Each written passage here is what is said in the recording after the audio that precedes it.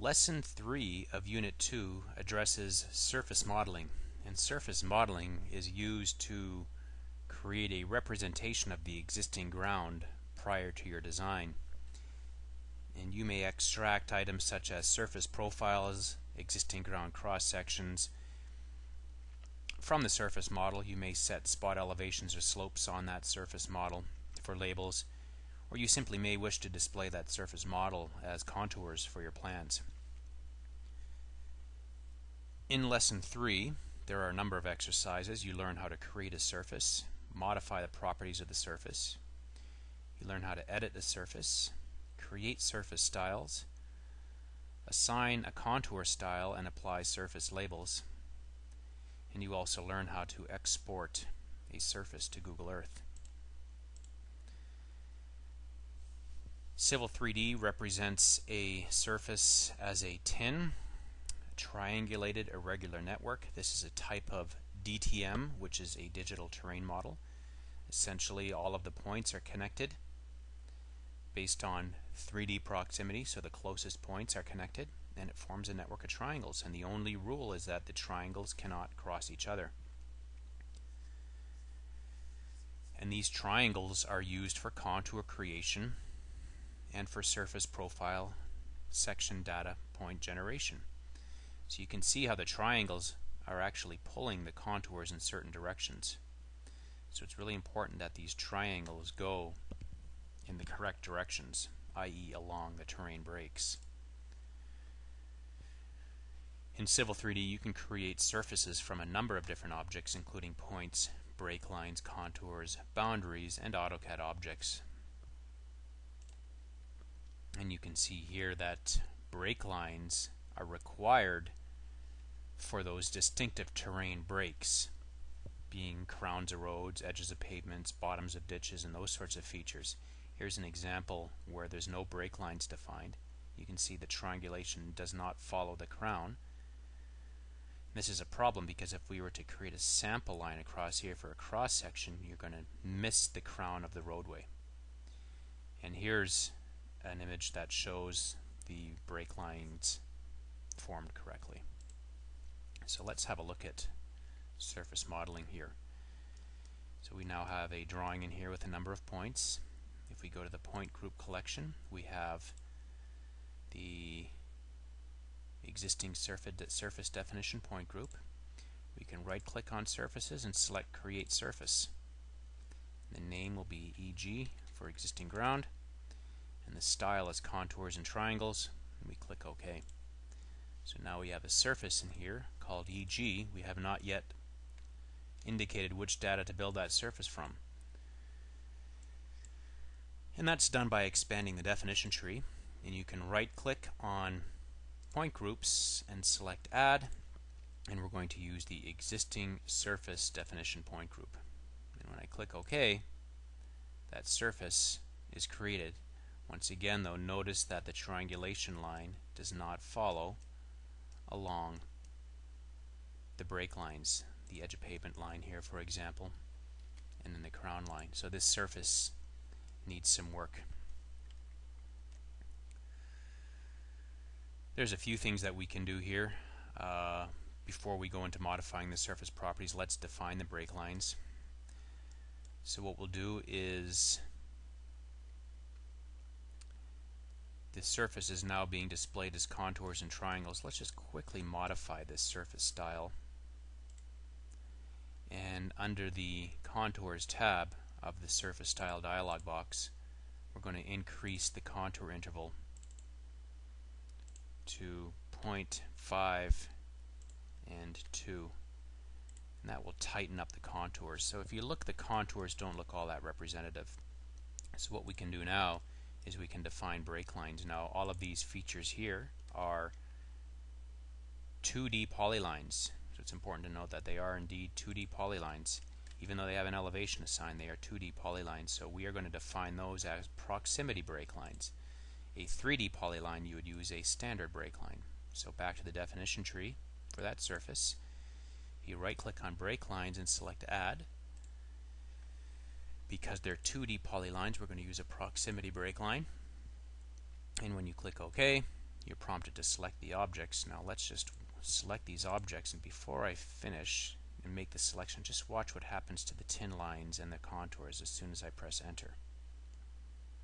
Well, you can see now the contour lines run a lot cleaner, and now the triangulation lines are forced along those break lines.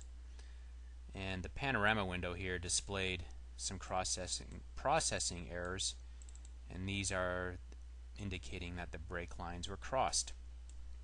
And obviously when triangulation lines are forced along a break line and triangulation lines cannot cross each other, there is a conflict there. So from panorama, as always, we'll clear the events, and we can resolve these crossing break lines by modifying the properties of the surface, either here with the right click menu or from tool space, right clicking on the surface name and selecting surface properties, and under the definition tab we can expand the build tree, and we can turn on the use of allowing crossing break lines and average the break line elevation at the intersection. So these would have been in instances where perhaps a gutter line intersected with a driveway and it may have crossed over by just a fraction of the distance. So when we click OK, we can rebuild the surface, and the crossing break line issue has now been resolved. Okay, so the other, if we keep on going here, when you modify the surface properties, that's where you can allow the crossing break lines. There's a number of other things that you can do here. We can go into surface properties and set the maximum triangle length, so I'll set that to yes, and let's pick 2 points in a drawing to specify the value. So I don't want the triangles to be longer than those 2 points there. 54, why don't we round it down to 50 and click OK and rebuild the surface, and now you see how we've deleted a number of those long triangulation lines. Okay, back to the PowerPoint.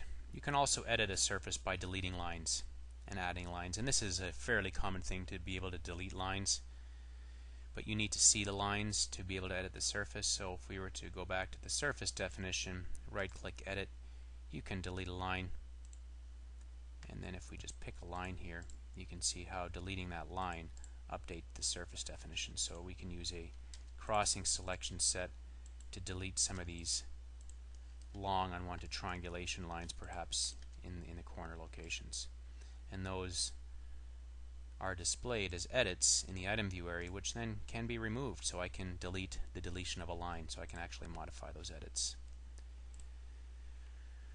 You can also swap an edge, and this is typically done to clean up the contours. You're not going to want to be using the swapping edge command for break lines. You should be using break lines in the first place. And as I just displayed, the edit history allows you to review and delete any edits you made on the surface. Surface styles are used to control the display of the surface object. So if we click back to Civil 3D, under the Settings tab, here's all our different surface styles. The one that we have in use is called Contours and Triangles. If I right click on that and select Edit, under the Display tab you can see that the triangles are being displayed with this layer. However, if I wanted to, I can override that, make the triangles 1. Now they're red. And I can modify the properties of the surface, and under the Information tab, assign the style here. So if I'd like to see just the border, there's just the border of the surface. I can elevation banding, that's a style to shade the surface based on elevation ranges. Slope banding, to shade the surface based on where your flat, where your steep areas are. And if I want to display contours, those are your contours. So a number of different ways to display surfaces using surface styles. And you can also label a surface. So you can label slopes, spot elevations, you can label contours on a surface.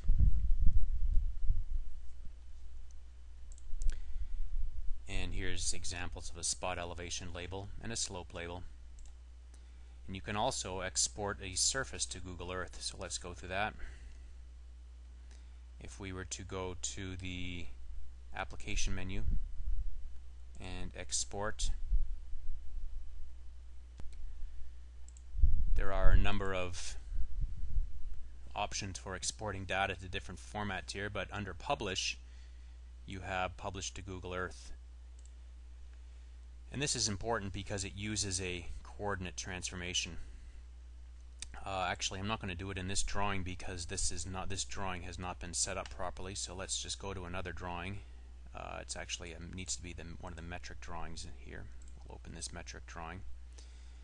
And to review how this function will work, under the Settings tab, if you right-click the drawing name and select Edit Drawing Settings, you can see that we have assigned the proper coordinate zone to this drawing, and that's the key to exporting to Google Earth. So let's do the function now. Under the application menu, if we go to Publish, oops, didn't go in the right one. We want to go to the application menu and then select Publish, Publish to Google Earth. This is the name, and I could call this Ross Street. And this is Ross Street Reconstruction. And this is www.vancouver.ca is the hyperlink. We'll publish all model space entities. And you can publish text, entity information, material information. We're going to use the drawing coordinate system transformation. And we're going to drape the entities on the ground because the vertical datum used in this data set will not match that of Google Earth. And this will create a KMZ file in the current folder with a drawing. So now when we click Publish, it's going to create that KMZ file, and now we can click View, and this will view that file in Google Earth. And you can see now, as we zoom into Vancouver, you're going to see Ross Street right here. There's Ross Street, and you can see how the data has been actually overlain directly on top of Ross Street.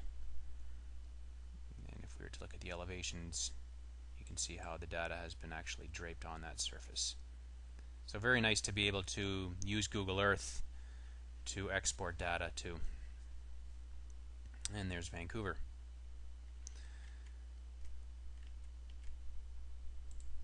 So that concludes Lesson 3 in Unit 2 on surfaces.